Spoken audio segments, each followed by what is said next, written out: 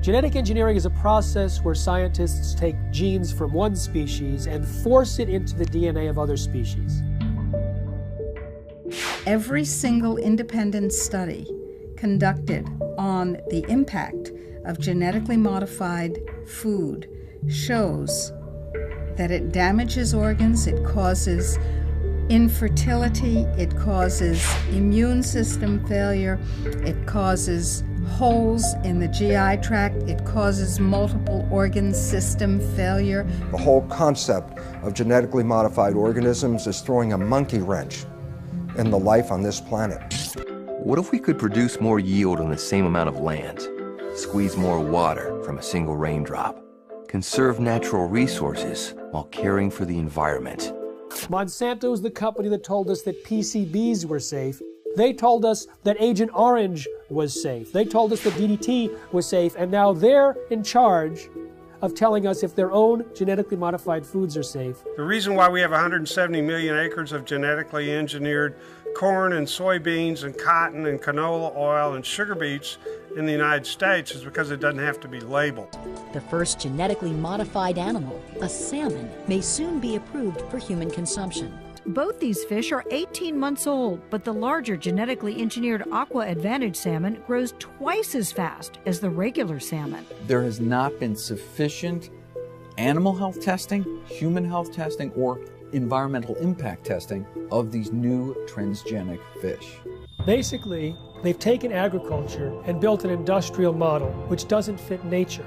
So instead of changing their agricultural model to accommodate what is natural, they're changing nature to accommodate the industrial model.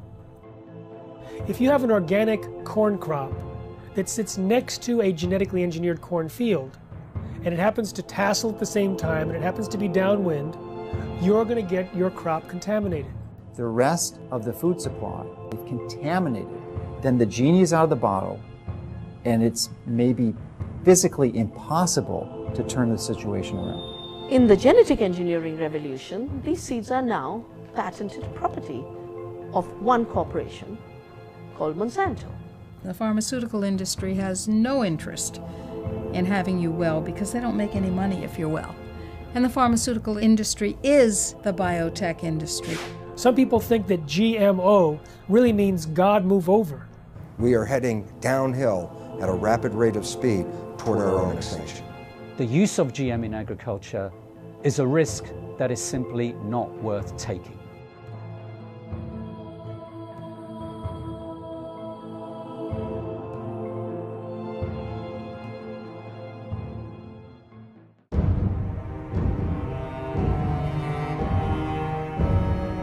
Any scientist that looks into the research or the lack of research on the safety of genetically engineered food comes to the conclusion that these foods should not be on the market. They need another decade or two of research.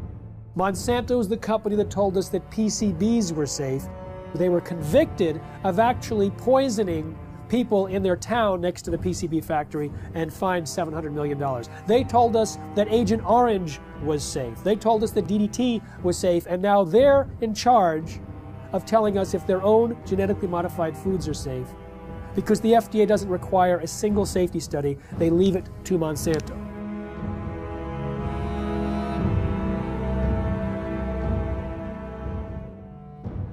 I know Monsanto, as one of the officials of the organization said, we're here to make money. And that's not just Monsanto, that's a lot of food industries. Their job is to make money for the investor. Unfortunately, that becomes the highest priority thought in their minds. Make money, make money, make money.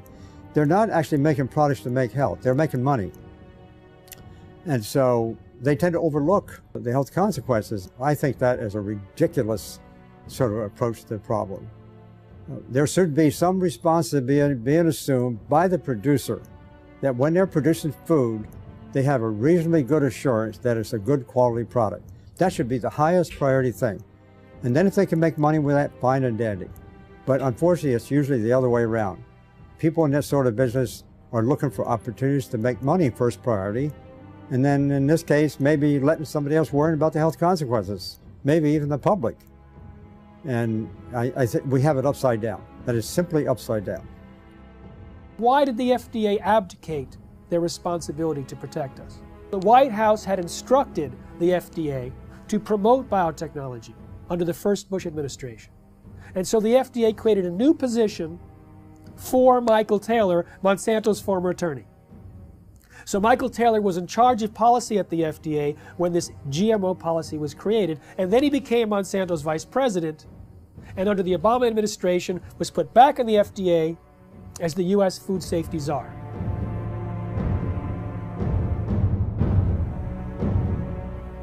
In reality, the overwhelming consensus among the scientists at the FDA were not only that GMOs were different, but that they were inherently dangerous, that they might create allergies, toxins, new diseases, and nutritional problems. They had urged their superiors to require long-term study, and when they saw drafts of the policy coming back to them, they were angry and urged their political appointees to change course. But Michael Taylor and the political appointees ignored the science, ignored the scientists, denied the existence of their concerns, and set forth a policy that allowed GMOs to be put on the market in a way that creates unprecedented risk for human beings and the environment. The FDA is composed of smart people, but they're smart people with a conflict of interest. They're smart people who make their decisions based on what will support their financial needs or their academic needs, not what makes scientific sense. What you can do with GMOs is basically engineer food in ways that make it most profitable from the company's perspective. But from the company's perspective, whatever negative aspects of that might exist are simply irrelevant. And more than being irrelevant, the company is motivated to try to suppress knowledge about those negative aspects. The company is motivated to try to suppress government attempts to regulate in relation to those negative aspects. The company is motivated to try to infiltrate government and lobby government. I mean, when you look at the Clinton administration, Bush Sr., Bush Jr., and Obama, you look at various high-ranking positions in the administrations of all of those presidents, you find people who have worked for Monsanto. Most people don't realize that Monsanto has been around for about a century. They've acquired lots of resources, and they are very clever and sophisticated. They know how the game works. They understand lobbying. They understand bribery.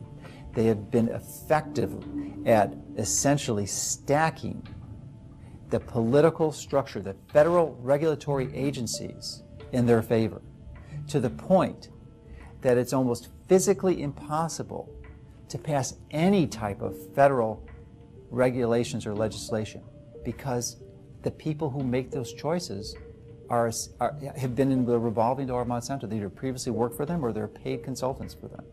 The governments now, wherever they are dependent on corporations. Who are these governments? Who are these companies? Corporations. Telling people what to do, what to eat, what to feed their children. We are people, we're the children of God. We have constitutions, we have our constitutional rights to eat and feed our families that nature produces. They say, no, we don't have that right. In fact, we're going to force that on you. It's the FDA and the USDA who helped lead the charge for these new food safety bills. There's nothing in those bills to protect you. It's there to protect the genetic engineering industry.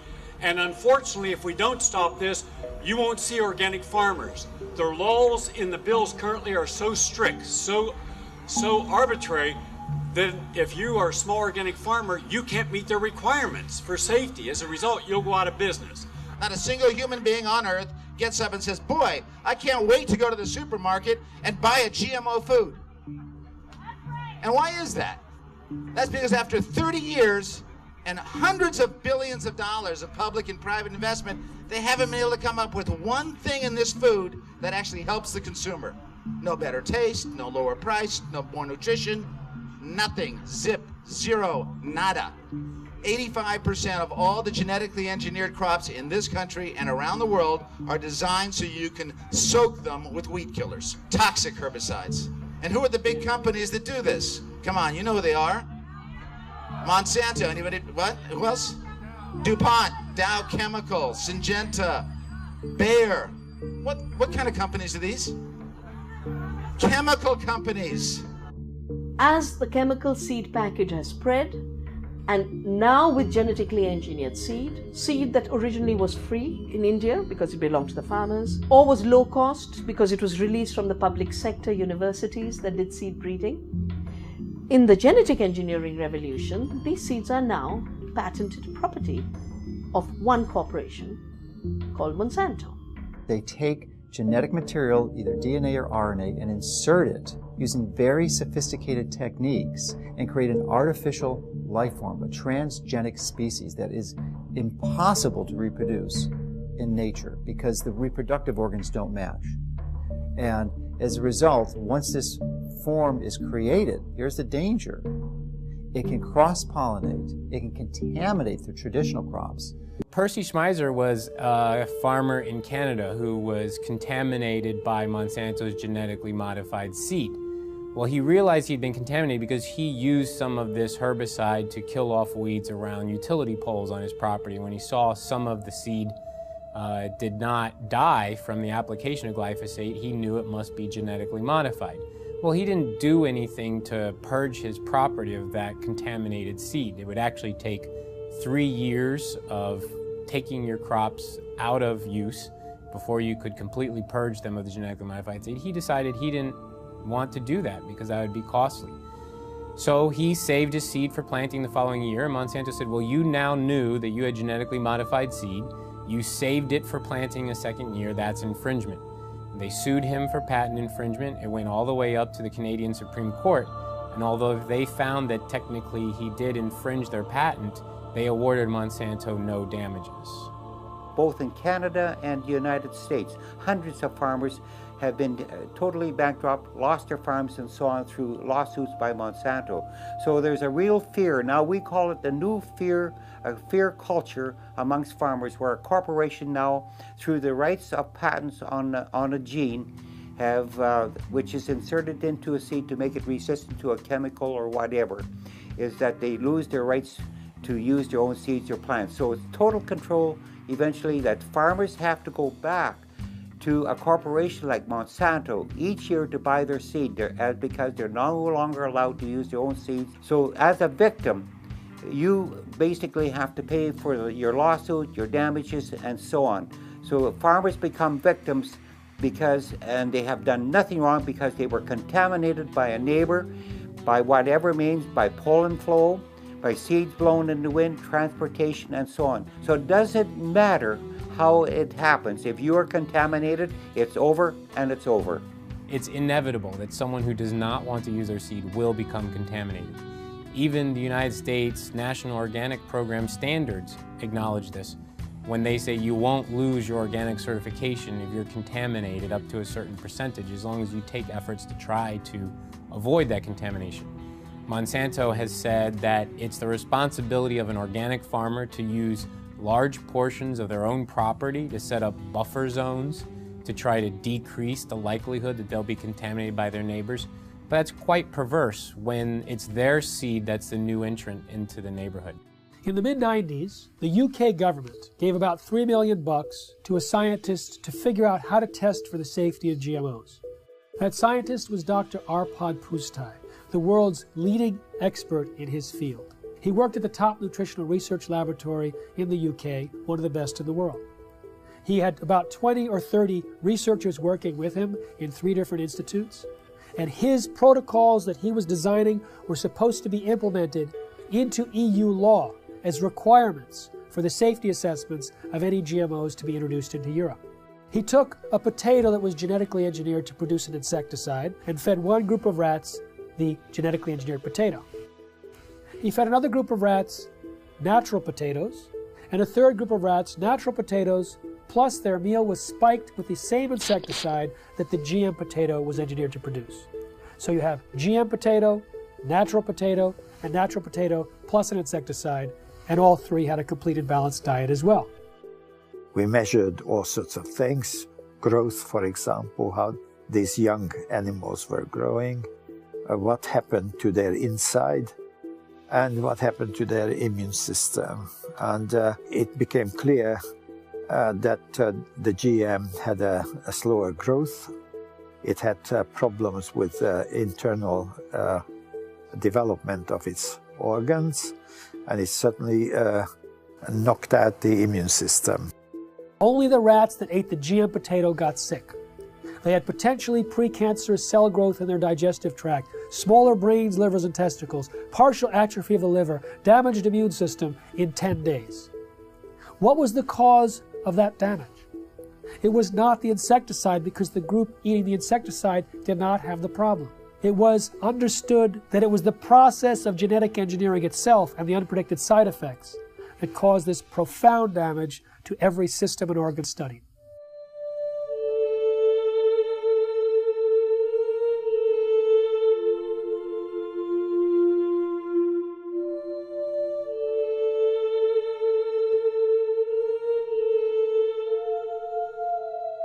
He shared his concerns about GMOs and was a hero for about 2 days at his prestigious institute. The press was going wild. Here was a main scientist who was saying that we should not treat the people as guinea pigs, and that he personally wouldn't eat GMOs from what he understood. The director of his institute received 2 phone calls from the UK Prime Minister's office. The next day, Dr. Arpad Pustai was fired from his job after 35 years, silenced with threats of a lawsuit. His team was disbanded. They never implemented the protocols. Instead, a campaign was launched to destroy his reputation in order to promote and protect the reputation of biotechnology. We do have all the methods available for testing the safety of GM crops. It will be unforgiven by humanity.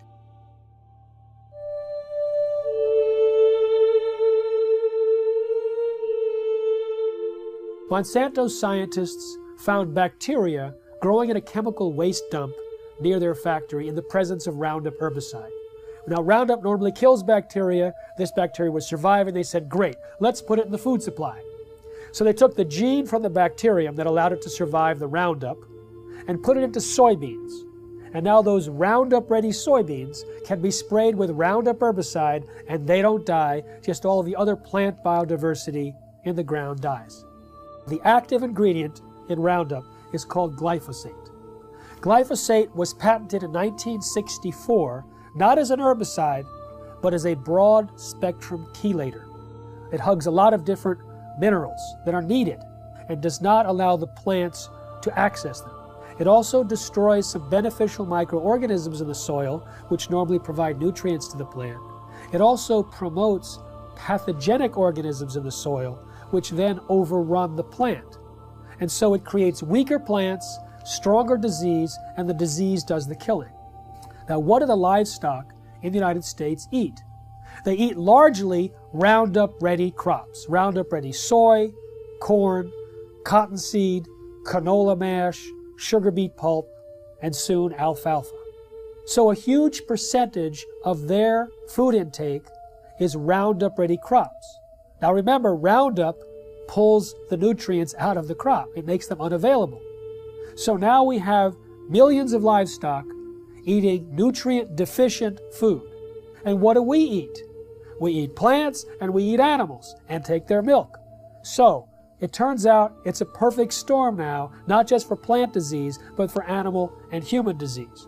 When 44,000 secret FDA memos were made public from a lawsuit about the subject of genetic engineering, the director of the Center for Veterinary Medicine made it absolutely clear that GMOs in animal feed had a unique danger.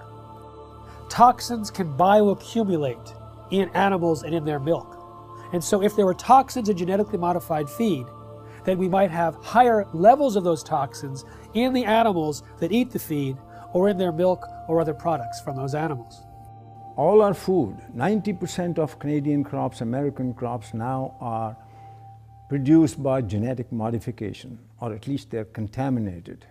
with genetically modified corn, genetically modified soybean, genetically modified everything. 95% of all the genetic modifications are done in order to allow the plants to survive more chemicals being sprayed on them and to allow the animals to survive more drugs being put into them. And of course, what happens is that when their genes are changed, our genes are changed by consuming them, just as the super weeds and the super bugs are genetically altered by consuming them. The bug eats the plant, its genes change.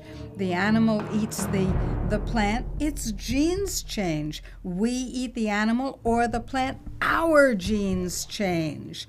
Our babies' genes change, and the change is permanent. They do not want you to know which products you're buying in the grocery store might contain genetically engineered ingredients. They say that label would confuse consumers. They say there's no difference between genetically modified foods and non-GMO foods. Well, that's absurd.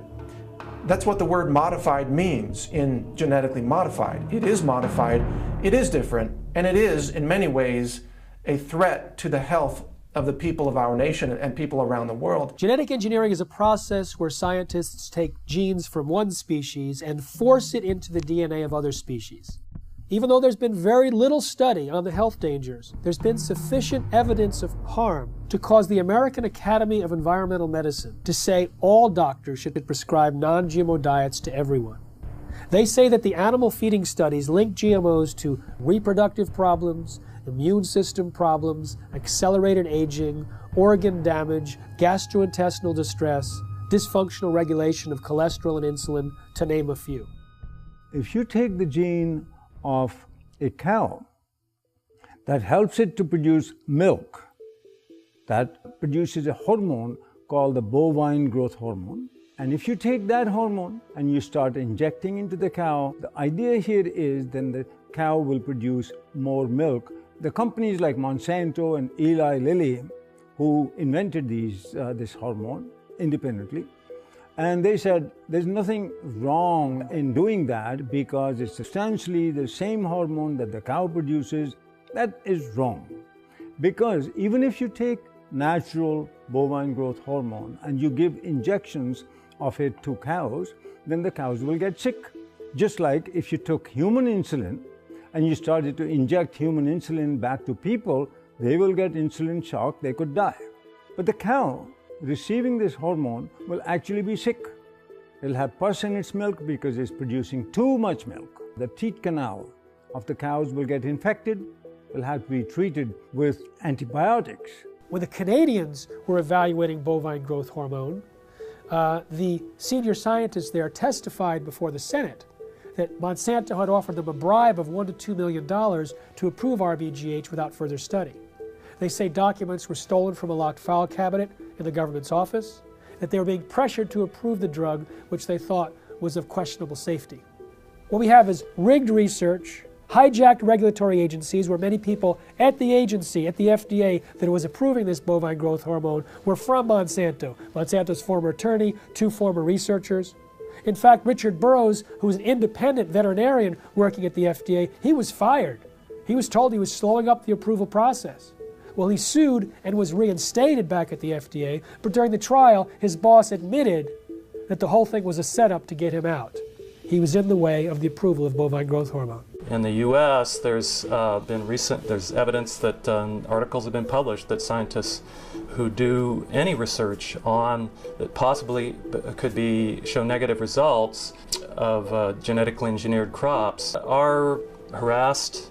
They are denied funds. The universities that depend on industry money are pressured to not allow this or to discourage this kind of research. Monsanto's own research shows that when rats were fed this BT corn, they had signs of toxicity in the liver and kidneys. When genetically modified soybeans were fed to rodents, we've seen changes in the testicles changing from pink to blue, changes in the sperm cells, changes in the uterus and ovaries, in the DNA functioning of the embryo offspring. In 2001, a small California biotech company called Epicite patented a gene, which causes both men and women who eat it, in the form of any product, to produce antibodies to sperm. If the men eat the Epicite gene, they produce antibodies to their own sperm, rendering them irreversibly sterile. If women eat the Epicite gene, when they have intercourse, their bodies produce antibodies to the sperm that has been deposited, and they become infertile through the destruction of the sperm. Now, DuPont and Monsanto formed a joint venture, purchased the Epicite firm, and, quote, commercialized the Epicite gene. Do you want to know if the food that you're eating contains the Epicite gene? Sure you do. How about the food that your children are eating, or your grandchildren? Sure you do. We've seen smaller babies, a death rate that's 5 times that compared to controls. Sterile babies, even babies with hair growing in their mouths. And this has been done by government scientists as well as independent scientists who are at the top of their field. Pay close attention to what you're about to see. These rats have been fed with transgenic corn during their entire life cycle. The tumors they suffer from are enormous. The study that revealed the effect of the GMOs on the health of these rats has just been completed. It lasted for 2 years. We spent over a year trying to obtain transgenic corn because no GMO manufacturers were willing to provide them. This is because Monsanto requires contracts to be signed stipulating that the seeds must not be used for testing. We wanted our study to be independent. Every rat was dissected to identify the way each diet, GMO and Roundup on its own, had acted on the metabolism of each animal, focusing on the development rate of the tumors that only start to manifest themselves after the initial 3-month period. Each step up represents a large tumor, which can measure 17 millimeters by 17 millimeters. 94% of them take effect in the mammary glands, which would equate to breast cancer in a woman. We are faced with renal tumors for the males. Some males also suffer from mammary tumors. One could have thought that the main cause of death was coming from the pesticide added to the corn. But what the study highlighted, and this for the first time ever, is the fact that the transgenesis itself could have killed the rats.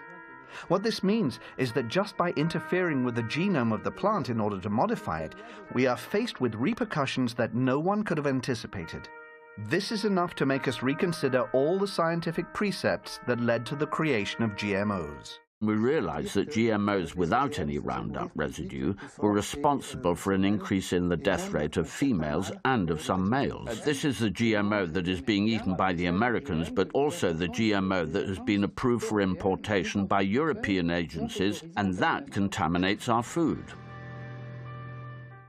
When they allow animals to graze on the cotton plants after harvest in India, for years and years there was no problem.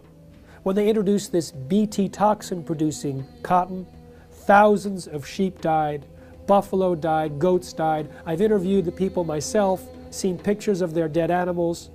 These animals were successfully grazing on non-Bt cotton plants for years. In one case, 13 buffalo grazed on Bt cotton plants for a single day, and within 3 days they were all dead. Unfortunately, there's not sufficient follow-up. One small non-governmental organization pleaded with the government in India, please do some research on these animals. The government refused. They pleaded with universities offering to pay for the research themselves. They refused. So this small NGO did their own research. They put 3 sheep in one field with Bt cotton Bollgard 1, 3 with Bollgard 2, and 3 with non-GM cotton. Within a month, all 6 sheep eating the Bt cotton plants died. But 3 eating the non-Bt cotton plants had no symptoms. But their research was dismissed because it wasn't a government agency or a university. So we have a situation where the evidence is there, but it's not being paid attention to because it's being drowned out by the big bucks and the biotech industry with their tobacco-type science and their distortion and denial of the facts. Unfortunately, Monsanto's lobbying power and their financial weight, they are able to use corrupted corporate science, something that I call cigarette science, to get these products slipped into our food stream. The only human feeding study ever published on GMOs showed that the gene that was inserted into the soybean transferred into the DNA of the bacteria living inside our intestines and continued to produce that protein. So if it happens to be an allergen and you're allergic to it, you may be continuously triggered over and over again by the production of that allergen from within inside your own intestines. When we look at the quality of the nutrients in our soil, we see that that has become actually a victim of industrial agriculture, which destroys the microorganisms in the soil and then puts in a few nutrients as if that were enough to provide a healthy diet. It turns out that the current industrial agricultural model was based on surplus military products after World War II. They had extra bomb-making material that worked as fertilizer, so they created the synthetic fertilizer industry. They had excess nerve gas that they could use as insecticides, so they created an insecticidal industry. And by steering the farmers and the land-grant universities and all the population towards these high-input, corporate-driven agricultural models, we actually stripped away some of the health and some of the nutrients that were vital and are vital to the health of the people and of the livestock. The plant's ability to absorb nutrients out of the soil is restricted with GMO seeds and plants. And that's why the nutritional value is going down, and that has become a very big concern. And there's a very big concern that many of our foods that we eat, nutritional value contents have to be rechecked because it has changed. It alters the structure of a plant when you put a GMO gene into a plant. So you no longer have the same type of plant and you've changed the makeup. Monsanto is the only company I know of that doesn't want you to know you're buying something that has their technology inside it. You know, cell phones, computers, automobiles, everything else we purchase, clothing, is branded because everyone wants to know, they want consumers to know that their product is inside whatever you're purchasing. But Monsanto wants that to be a secret. If you go and purchase any of their bags of seed and you look at the back, there's a big, huge box with a big stop sign. And when I first saw this, I thought that meant stop, this seed is dangerous. Don't swallow it, wash your hands after you've touched it. You know, all those health warnings are lower down the bag in smaller font. If you look in the box where the stop sign is, it actually says stop. These seeds are protected by the following patents. Your use of these seeds must be in compliance with the license agreement. You may not save the seeds for replanting, blah, blah, blah, blah, blah. So they object to labeling of food that consumers buy, but they have no problem with labeling their own product with all of their patent numbers. So there's some things that they want the public to know and other things that they don't. Traditionally, the proponents of genetic engineering have stated that there's relatively no risk or essentially no difference between genetically engineered plants and products and conventionally raised products. Well, new studies dispute this quite widely. There was a study done last year in the Journal of Reproductive Toxicology that showed that over 93% of genetically engineered toxins were found in the blood of pregnant women and 80% in the fetuses. So this potent crop toxin is being transferred into the population. Genetically modified soybeans has as much as 7 times the amount of a known allergen compared to non-GM when the two are cooked. With corn, there's a gene that's normally shut off in corn, but it's switched on accidentally in Monsanto's corn, and that gene produces a known allergen. There's also more herbicides used on these genetically modified herbicide-tolerant crops like Roundup Ready soy, and the excessive herbicides might promote allergic-type reactions. Peer-reviewed studies show that there's an association between heavy GMO consumption and serious health problems, including asthma and food allergies. There's also a damage to the pancreas and the production of enzymes that are used for digestion in mice that are fed GM soy. If we take longer to digest proteins, then that means eating genetically modified soy might cause us to be reactive to a wide variety of foods, not just to GM soy. The real risk here, the real concern is that these threats to the food supply are validated. And there is, the GE crops are the predominant crops, and they've contaminated the rest of the food supply. Then the genie is out of the bottle, and it's maybe physically impossible to turn the situation around.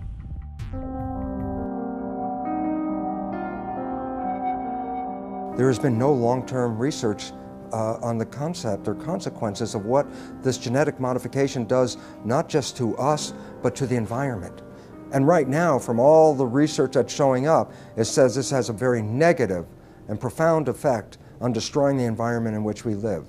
So therefore, I find it senseless that the government would support and condone genetically modified foods without even having the basic research to understand the liabilities involved in creating these monster organisms and putting them into our world. The conversation in Europe and in countries in South America and in Asia is much more sophisticated in terms of its understanding of science, the importance of independent peer-reviewed science that isn't contaminated or corrupted by corporate influence.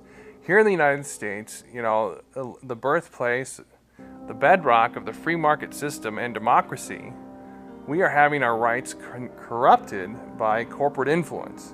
The major impact that Monsanto has, their ability to get their products approved with minimal scientific oversight and minimal review of these products for human health testing is really an abomination. The entire scientific foundation underneath genetically modified organisms is false because organisms are not genetically determined. And when we understand that, we recognize that the only way to create crops that will benefit humanity is to understand nature herself and learn to live in harmony with it. And this is a completely different approach than humans have had for the last couple hundred years, where we always thought, oh, humans' job was to control and dominate nature. In that process, we are now leading the world into the 6th mass extinction of life on this planet. 5 times in the history of this planet, life essentially got wiped out and started all over again.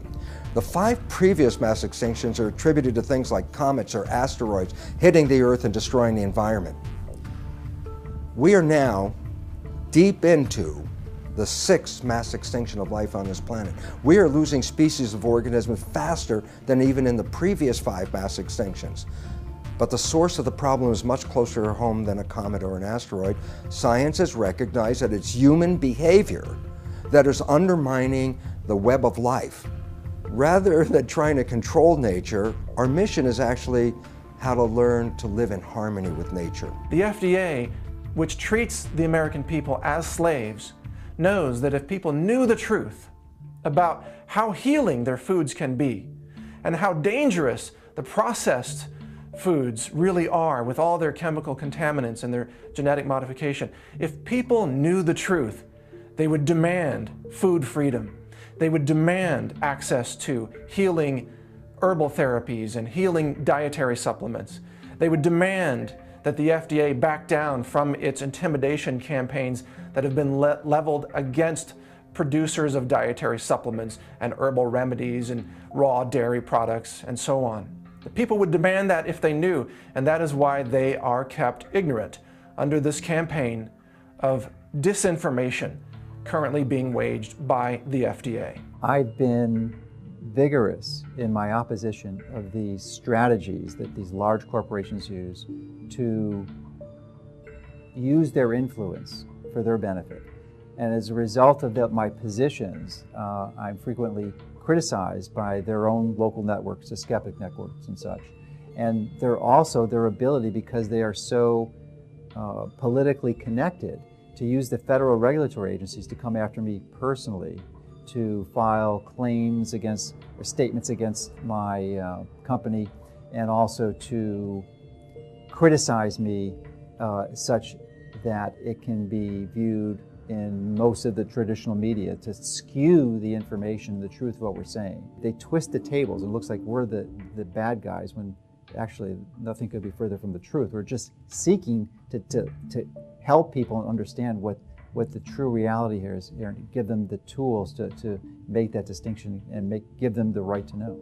In the early 2000s, Monsanto and the biotech industry vilified a scientist for his linking of Bt corn to a decrease in monarch populations. 2 years ago, another research paper came out confirming that yes, Monsanto's Bt corn and their Bt cotton products were actually reducing the habitat of monarch butterflies. Monarch butterflies are the canary in the coal mine on the prairies in the Midwest. Of the major impacts, the negative environmental impacts that these products are having. The large-scale cultivation of GMO crops can harm biodiversity in a number of different ways.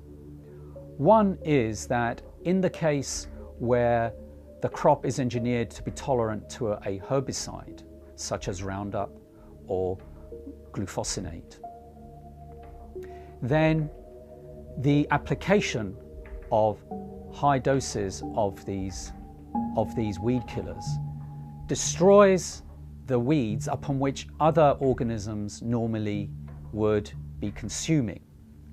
So the insect population is reduced, and then there isn't the insect population upon which the birds are also consuming. So there could be a knock-on effect on the biodiversity within the fields where herbicide-tolerant crops are being grown. And indeed, large-scale field trials sponsored by the UK government several years ago now did indeed find that in fields that were growing herbicide-tolerant sugar beet and canola, that the biodiversity in these fields was markedly reduced. There's a lot of information now on bee colony collapse, and it's now linked to certain of the chemicals that are sold by certain of the major companies. So there's a lot of concern now about the bees dying, because now we'll lose a major insect that pollinates our plants, and so that also has become a big concern. But it's all related. It all goes back to the massive increase of new types of more powerful chemicals, more toxic chemicals than we ever had before. And that's why we have many of our beneficial insects are being killed by these new types of chemicals. GM carries novel health and environmental risks, which we are now beginning to measure, both in terms of environmental impact and also outcomes in feeding trials, controlled feeding trials in animals. Then I feel that the use of GM in agriculture is a risk that is simply not worth taking. GM doesn't address root causes of problems in agriculture. At best, it is a symptomatic cover-up. No genetically modified crop can grow unless it's attached to some kind of a pesticide. Those pesticides, more and more, are in these plants. They may have killed the weeds, they may have killed the insects, but the product is still on the plants, and if it's washed off, then it's in the water, it gets into the lakes, it gets into the oceans, it's everywhere. And it's toxic, it causes cancer, it also causes endocrine disruption. That's a technical term for change of hormones. They don't even want to label that this is genetically modified. The milk is genetically modified, or the crop is genetically modified.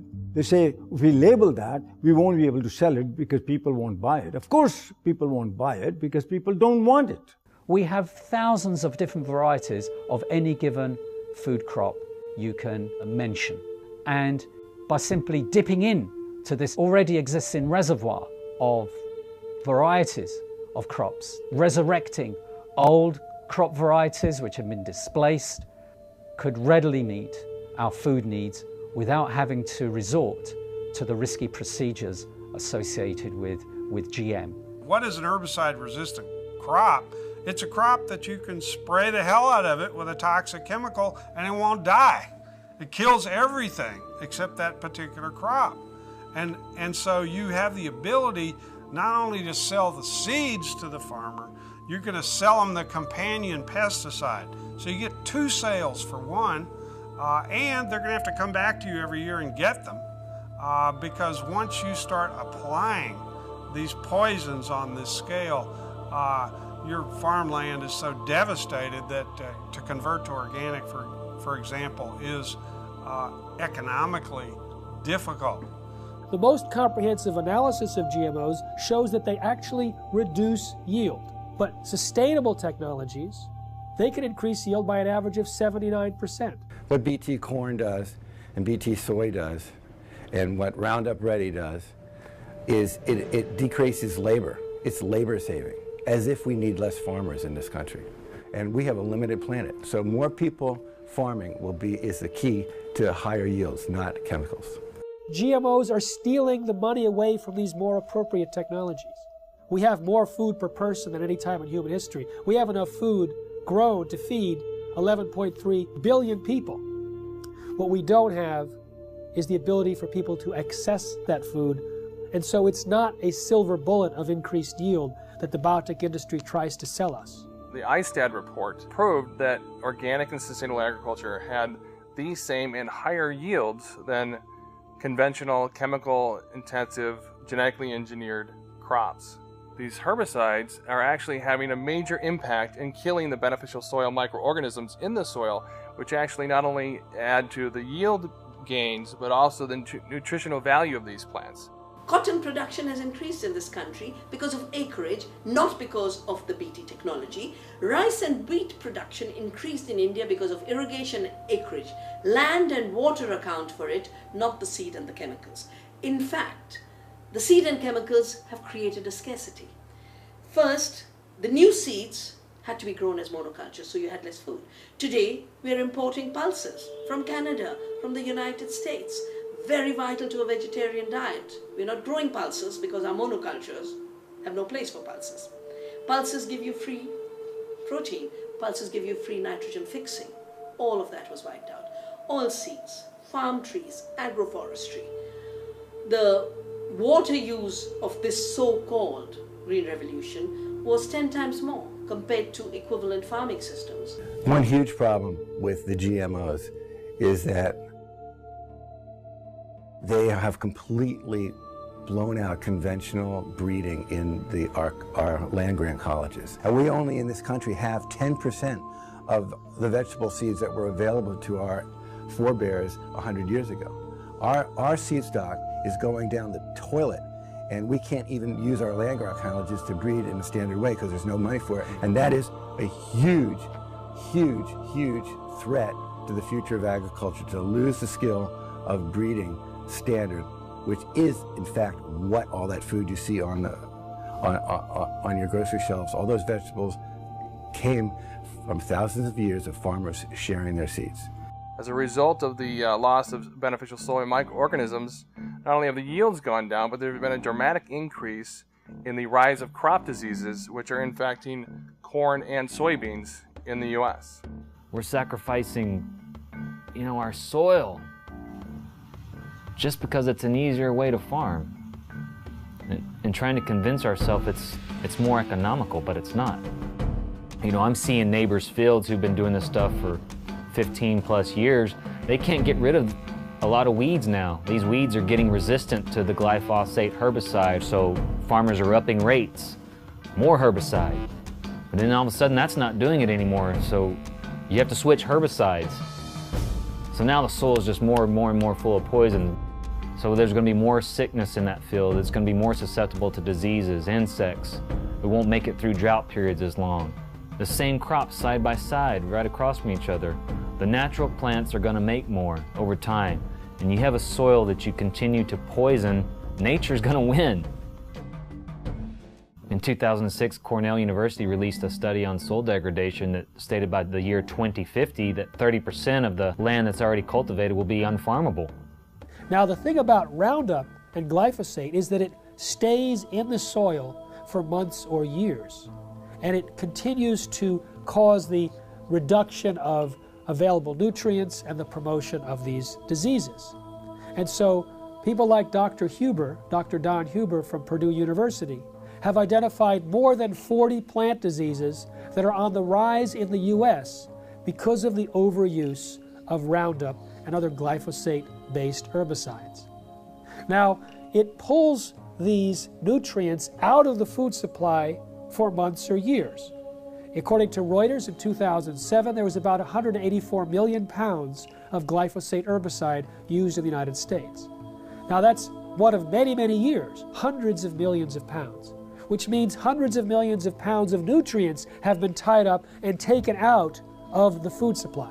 When we have a company like Monsanto that says, I don't care what nature says, I'll create the crops that I want, and we look at what happens, we see another step, another process in our own demise. This is a very powerful enemy, a classic David versus Goliath challenge. And there's the only way we have any approach, any possibility of ever winning this thing is if we work together as a cohesive group.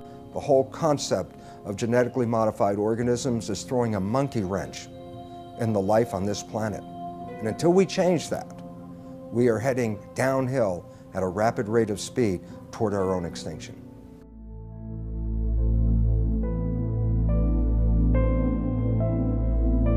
Genetically modified organisms are living beings where genetics or DNA of one species is taken out and transported artificially into another organism.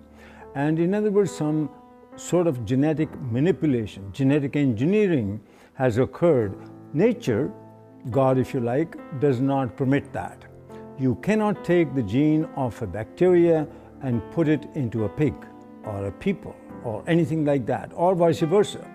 They've put spider genes into goats in the hopes that they can milk the goat to get spiderweb protein to make bulletproof vests. They've put cow genes into pigs and made cowhides on those pigs. They had what was called an enviropig, a pig that would have manure that was less toxic. They can create these featherless chickens to kind of better live in these tight battery cages, these small barren wire enclosures extending down long rows and often windowless sheds. Can be 1 million birds in a single shed. How do you do that? Well, without them overheating, where you have this mass ventilation fans. But another way, you just take off their feathers. There's a genetically modified salmon that was created by Canadian researchers that was tested up in Canada.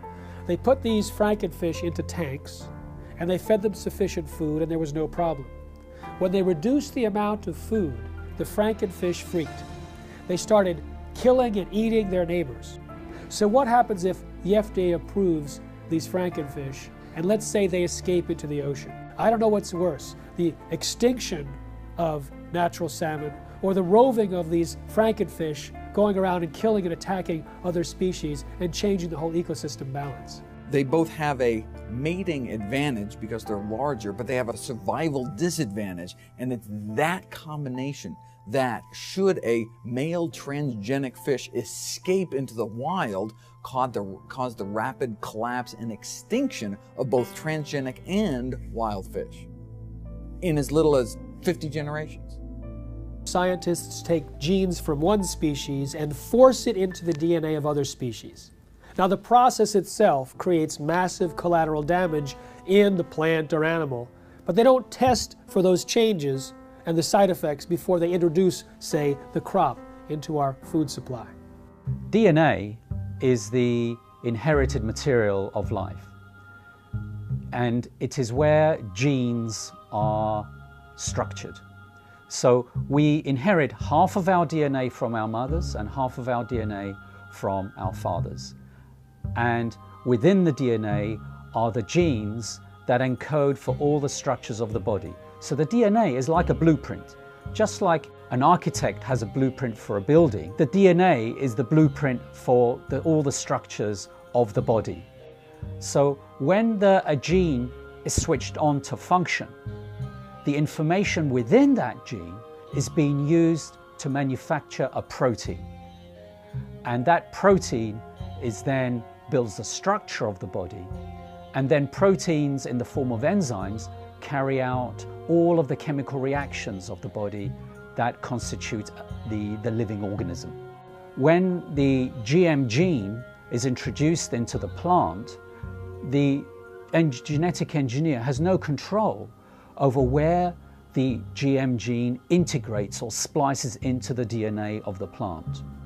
And the effect of this is that the GM transformation process as a whole actually is very disruptive on the DNA structure and function of the organism. As a result, very unpredictable and potentially hazardous outcomes. Because if you disturb the balance of gene function, remember, the gene function is controlling the structure and the biochemistry of the organism. If you disrupt the balance of gene function, you disrupt the biochemistry. And if you disrupt the biochemistry, you run the risks of creating novel toxins, novel allergies, as well as a disturbance to nutritional value. These types of outcomes resulting from the disruptive effect of the GM transformation process have been observed, are observable, and they're genuine. With our understanding of epigenetics, the new science of how environmental signals control our genes, we're introduced into the chemistry of where do the signals come from that select the genes and modify our genetic activity. Well, we used to say everything was due to the genes, but now we find there's a class of molecules called microRNA. They're very small RNA molecules, and they're found in all the cells. And these microRNA molecules are molecules that adjust the reading of our genes. And well, a new understanding has been found about the microRNA molecules. And when we eat food, the microRNA from the food is picked up by the digestive system and not broken down. The microRNA is taken into our own body intact. And now what they followed is the microRNA from food ends up in our own cells, like in our liver and other cells in our body. And these microRNAs still have the same function. They change our genetics and they change our readout of our genome. And the significance is profound. It says when you eat genetically modified foods, we are eating a new class of microRNAs that have never really been in the world before. And yet, these microRNAs are picked up by our biology and adjust our own genetics. So, in a sense, the old story, we are what we eat, actually now has a biochemical foundation. And then all of a sudden it says, if that's true, then why would you risk your life eating a genetically modified food containing microRNAs that can totally distort our own biology and cause great problems in our lives? The process of genetic modification is a completely irreversible process. Once it has been carried out, it affects the reproductive cells of the organism. So any effect you have, for good or for bad, is then passed down through the subsequent generations of that particular organism. And that's true for plants and animals. Indeed, for any genetically modified organism. And this now has to be understood because when we eat genetically modified foods, not only does it affect our own cells like that, but we also know that the bacteria in our gut that are required for our survival, we need these bacteria. The bacteria also pick up the genetic engineered genes. And we modified the gut bacteria. And you say, well, why is that relevant? Well, not only do we need the gut bacteria for our survival, but the gut bacteria change our genetics. Information from the bacteria is picked up by the digestive cells and adjusts the digestive system cells to be compatible with the bacteria in our gut. There is a dialogue and a communication. If you alter the genetics of the gut bacteria, by definition, you've completely altered the development and genetics of our own cells.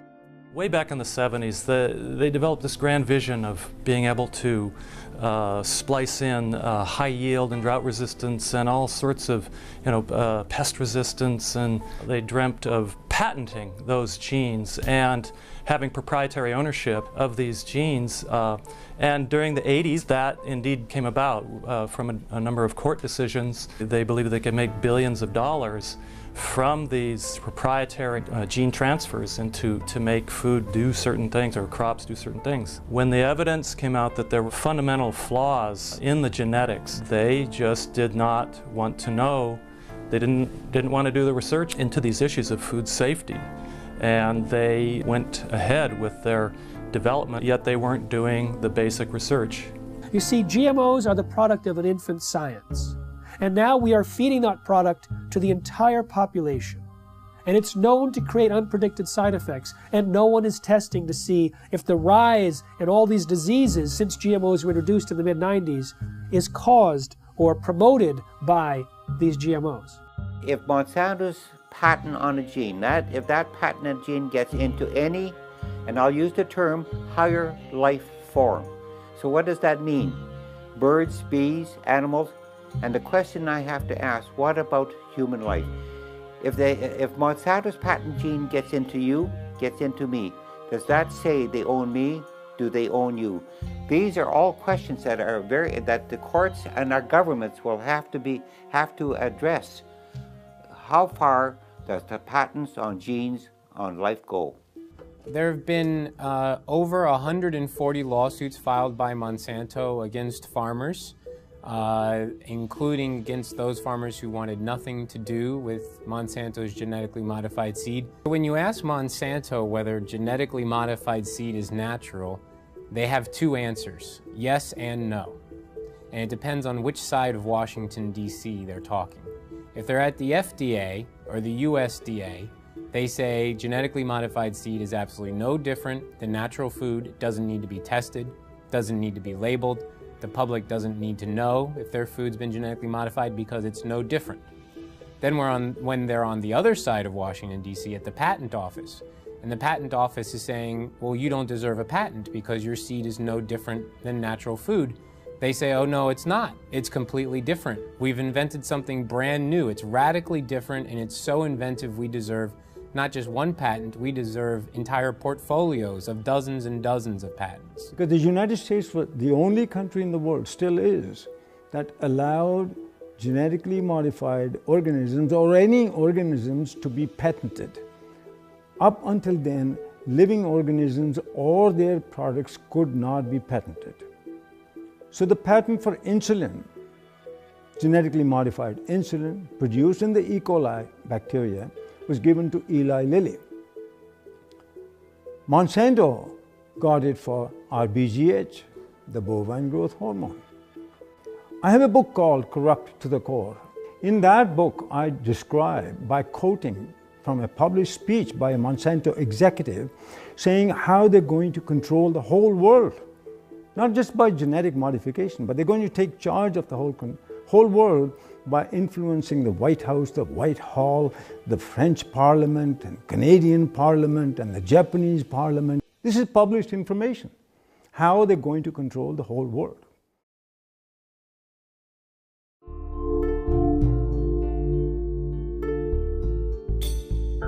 American people are beginning to become more aware and wake up to the fact that their government has been corrupted by corporations, and the food that they're feeding themselves has possibly serious human health risks. In the European Union, where labeling is required, there's almost no genetically engineered food on store shelves in restaurants. There's almost none of it planted. Today, more than 50 countries around the world allow labeling of genetically engineered foods.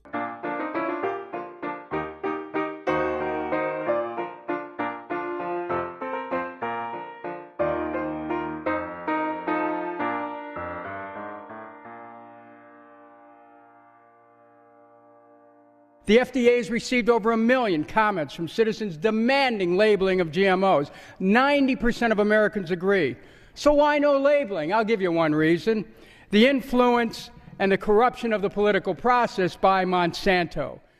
If you have an organic corn crop that sits next to a genetically engineered corn field, and it happens to tassel at the same time, and it happens to be downwind, you're going to get your crop contaminated. In fact, even the seed stocks are becoming contaminated. I should have the right to be a conventional farmer. You should have the right to be an organic farmer if you're right.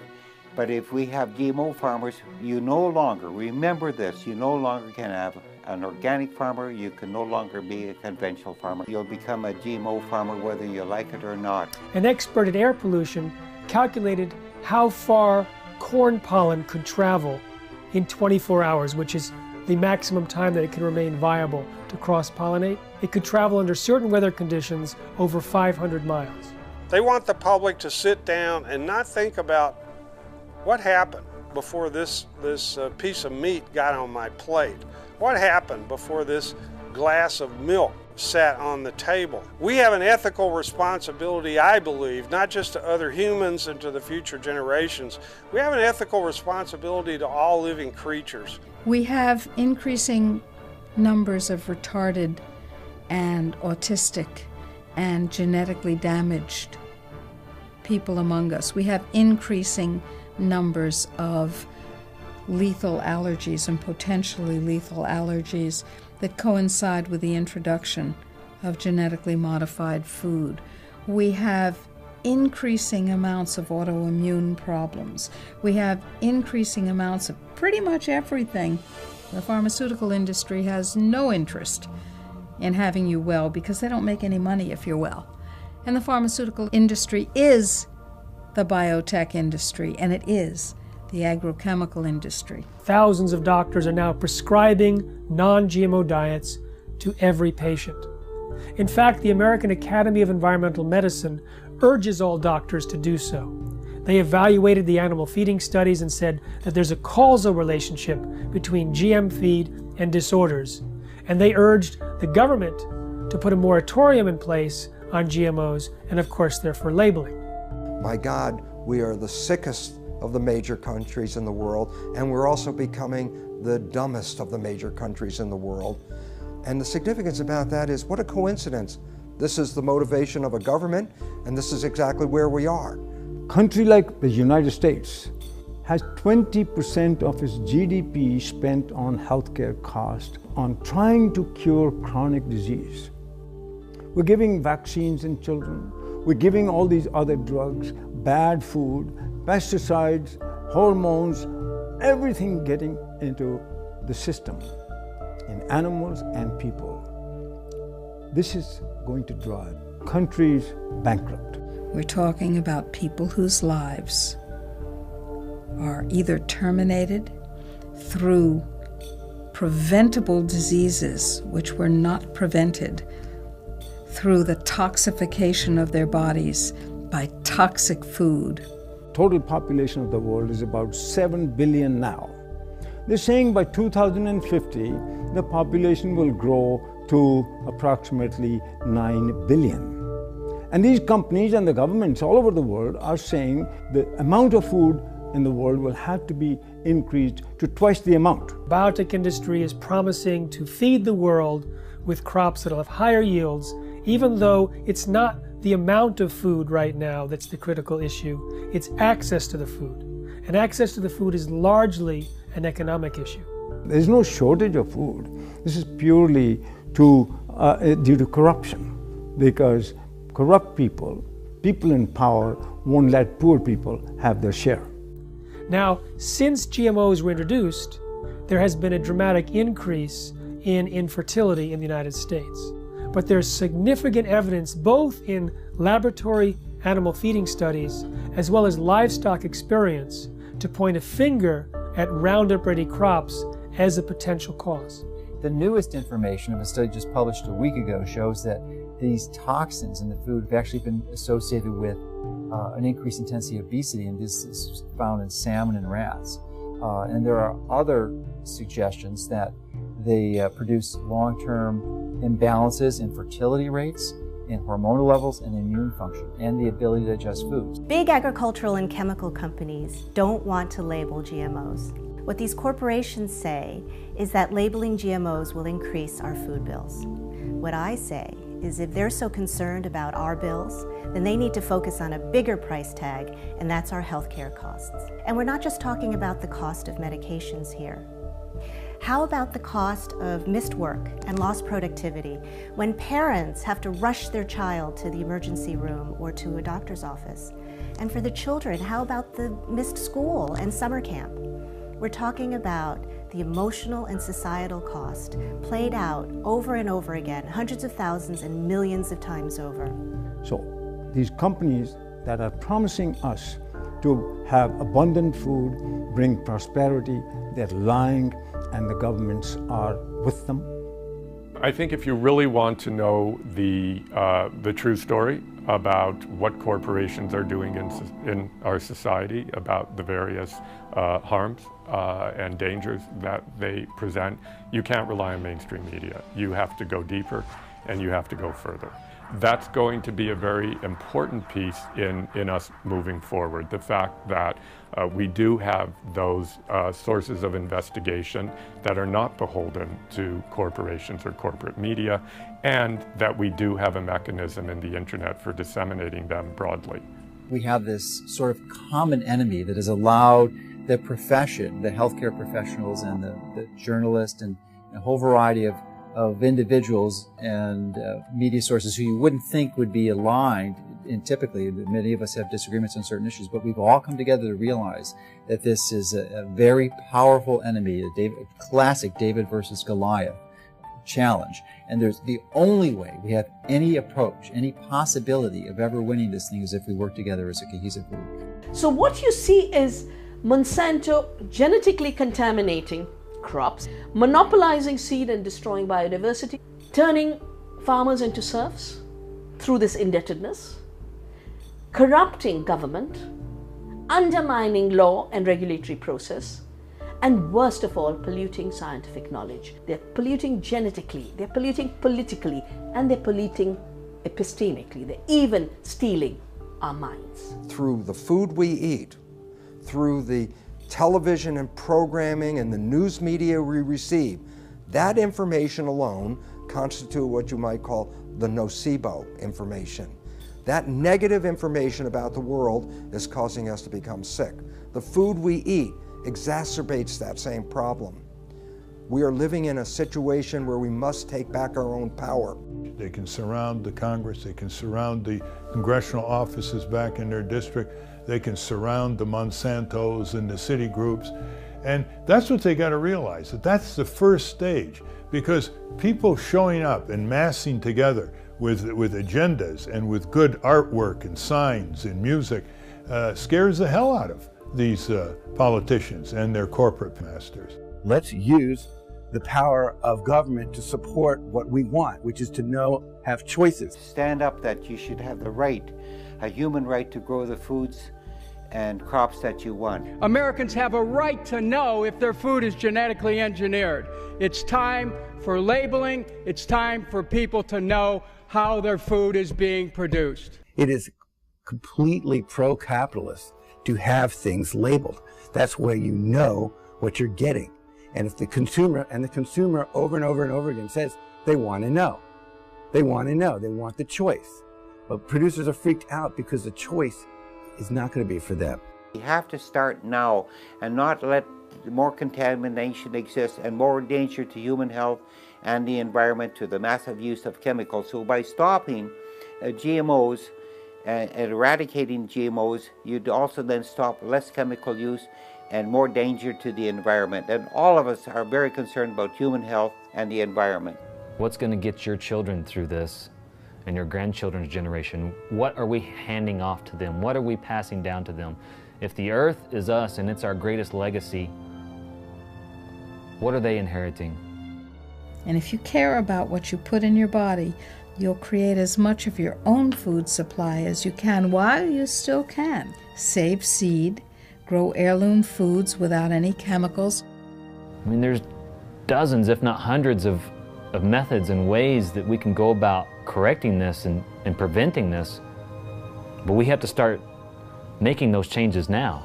It's very important to be an organic farmer for the future of our children and our grandchildren and even ourselves in the food that we eat. Don't give up your rights, our human rights to this. If what's important to you is what goes into your body and what your health is now and will be, then you have to become activated. But to do that, we have to recognize there's a new science, and that new science completely pulls the foundation out under the conventional science of genetics and GMOs. That science is false and destructive. And the wake-up call is knowledge. Knowledge is power. Lack of knowledge, a lack of power. And what this world is suffering from now is a lack of knowledge, because we do have knowledge. We have knowledge that says how we can thrive, live to a ripe old age of over 100 very easily, and enjoy the experience of being on this beautiful planet. In most Native American cultures, their beliefs or their concepts were based on, will this last for 7 generations? Whereas we're asking, what can get me through this year economically? 1 year, 12 months. That's one of our greatest problems right now, is to leap over that barrier, that mentality. Globalization has happened, it's here. But its effects have to be reversed. Globalization in a good way, where people learn about each other, people learn about each other's religions, to tolerate each other's spirituality, work together, work in nature, work with God. Because it's time for us to re-empower our lives.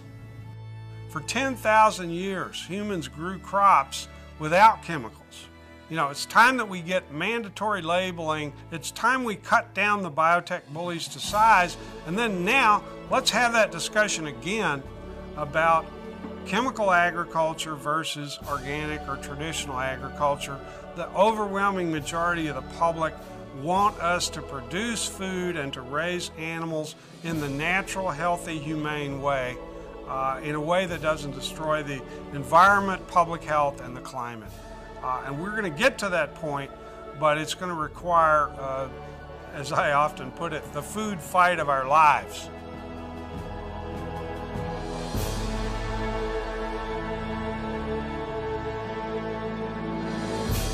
I'm looking at the food that's in the grocery store. They say it's safe, everybody eat more. On second thought, I don't really know if it's made with those GMOs. So I'm looking for the non-GMO label. Before I bring it home, I'll put it on the table. I wanna know if it's verified, so I don't harm myself with genetically modified. They don't want you to know. Poison they grow. Profits they show. From those GMOs. Seeds that they sow. Gonna hurt us, we know. Told them to go. Say GMO, no. Hey, look. I don't want to eat poison. I don't want gene mutations at my dinner reservations. It's a food abomination. What they're doing to this fast food nation. They take artificial gene combinations, inject them in seed variations so they can grow their frankenfood imitations, while the side effects cause medical patients. Keep the profits alive while they're spraying all the food with name brand herbicides, and all the while they're spreading their lies. Monsanto destroy our farmers' lives, and the FDA just keeps it all going, saying it's safe even though they all know it's just poison, stealing away your life. And that's what you eat, genetically modified. They don't want you to know. Poison they grow. Profits they show. GMO, no. Seeds that they sow. Gonna hurt us, we know. Told them to go. Say GMO, no. FDA scientists said that GMOs might create allergies, toxins, new diseases, and nutritional problems. Allergies, toxins, toxins. And they said, no testing necessary. No testing necessary. GMO safety, that's a corporate myth. If you don't believe me, listen to Jeffrey Smith. He's the man with the plan, gonna do what he can to help us all get those GMOs banned. But we need you to lend a hand, take a stand against this food stand. It's a mission for the health condition worldwide, cause we don't wanna live genetically modified. No testing necessary. No insecticide. Living inside of us. No testing necessary. No insecticide. Living inside of us. Don't eat food unless you know what's in it. Don't believe the propaganda, the press will spin it. Affects everybody, we all up in it. Stand up to Monsanto, tell him, oh no you didn't. Reject Franken foods in the store. Demand honest labels so we can be informed. We have a natural right to know what we buying. Just say no to GMO before our farms start dying. Just say no to GMO. These corporate crooks are lying. Just say no to GMO. This time we're not complying. Just say no to GMO. We just not buying it. Just say no to GMO. No testing necessary. No insecticide. Just say no to GMO. No testing necessary. No insecticide. Just say no to